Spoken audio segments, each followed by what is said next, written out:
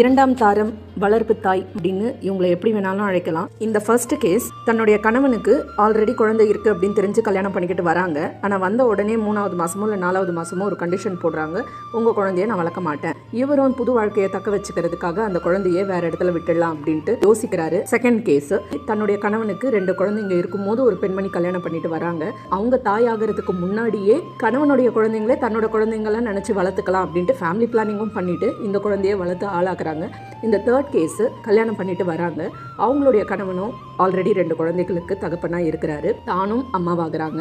ஆனா எல்லா குழந்தைங்களையும் ஒன்னாவே நினைச்சு அன்போடு வளர்த்து ஆளாக்குறாங்க. இப்போ இந்த 3 டைப்ஸ் ஆஃப் விமன்ல வலி யாருக்கு அதிகம்? 2ஆம் தாரமா அமைஞ்சிட்டோமே அப்படின்ட்டு அந்த பெண்ணுக்கு அதிக வலியா, நம்ம இந்த வாழ்க்கையும் தக்க வச்சுக்கணும், குழந்தைங்களையும் பேலன்ஸ் பண்ணணும், என்ன பண்றதுன்னு தெரியாம தவிக்கிற அந்த ஆண்மகனுக்கு வலி அதிகம், இல்ல நமக்கு நார்மல் பேரண்டிங் கிடைக்கலையே அப்படின்னு தவிக்கிற இந்த குழந்தைங்களா? இதுல யாரு தான்